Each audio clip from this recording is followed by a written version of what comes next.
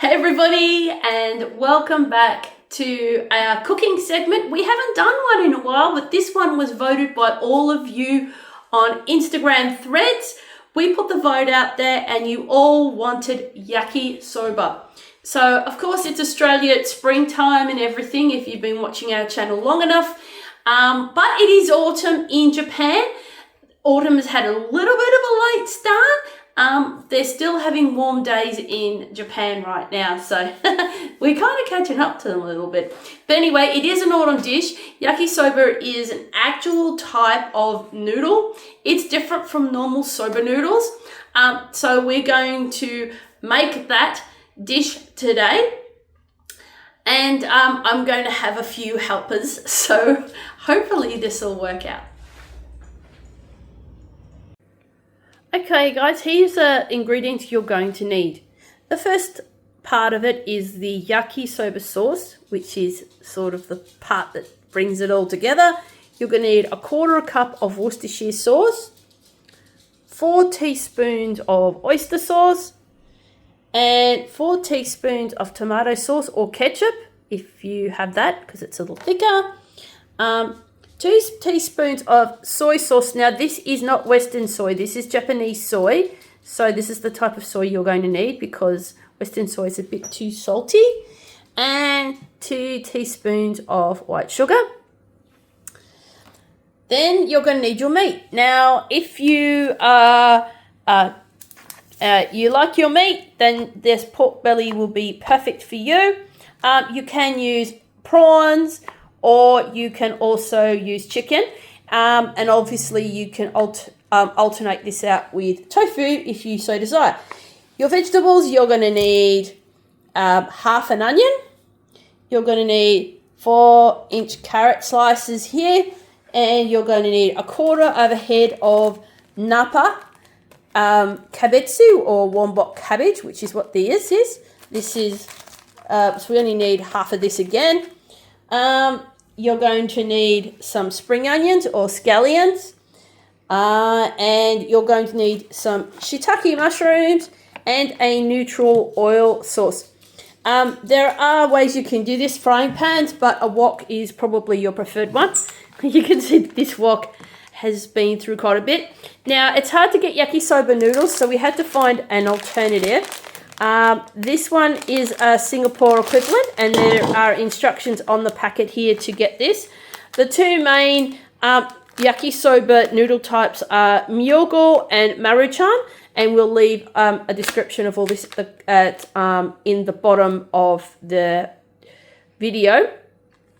These noodles here also come with instructions because these ones here that we've bought, which is the alternative, need to be prepared first, but the Myogo or Maruchan ones are pre-prepared.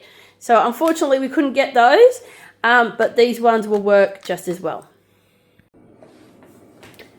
Step 1, if you don't have the correct yakisoba noodles, you'll need to soak them. So what you'll need to do is get a pot or something this size or bigger, put warm water in it, and soak your noodles for about 10 seconds. So let's do that. Well, here we go, guys. These are just about soaked for about 10 seconds now. So 10 seconds have just about passed. We just want to give you a fun fact about yakisoba. It originated in Asakusa, a place that we've been to. I spent our last 3 days on our May trip there. In the Taisho area where Chinese noodle factories were first built.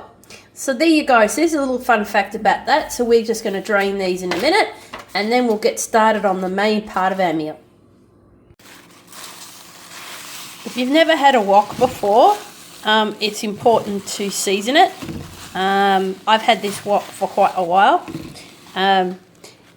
It's a actual Ken Home wok, if you're old enough to remember who he is. And it comes with a lid, although I rarely ever use it. So it's nice and seasoned.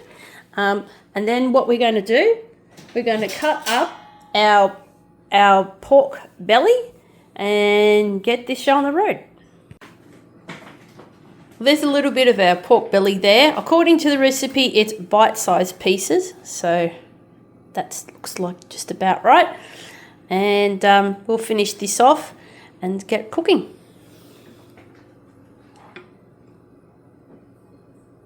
Then we start the vegetables. So we're julienne chopping these ones because carrots are hard vegetable, and this is one of the first vegetables that will go in. Need to cut it up nice and finely. After that, with the other ones, we actually have to cut them in different styles, but we get to that in a moment. Next, I've cut the onion in half. It was a pretty big onion, and we're just going to slice that up finely to go in their dish as well. The other items on the list are will be the same, the scallions that we've got.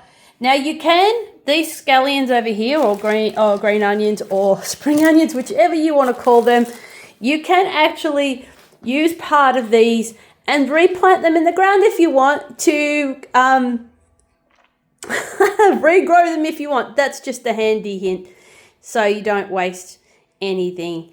And with the cabbage, we'll just chop that up finely so you can see the texture on the cabbage here. We want that beautiful texture in the meal. And here we go, guys. This is the end result of all the vegetable prep. And we have all the ingredients ready to go. Now I've got the ingredients said green onion and yellow onion. So if you don't know what yellow onion is, it's kind of like a brown normal onion for us Australians. So we have all this ready to go. Let's get our wok going and start to heat up that pork. Here we go, guys. The pork is now starting to just start to go brown. You can see a little bit of the brown coming through now, a little bit there. Because carrots take the longest to cook, we're putting them in now. We turn this down as low as we can, and after this we'll start putting in the remainder of the vegetables.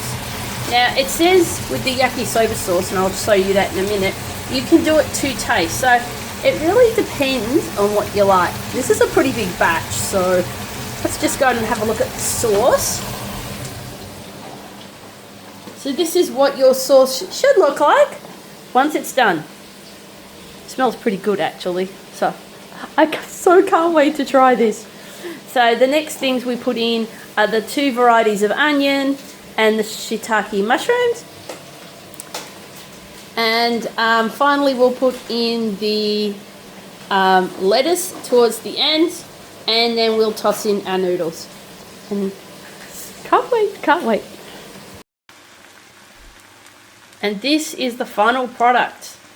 So obviously just got to wait for the noodles just to brown a little bit more, and we're ready to eat it. And that is yakisoba for you.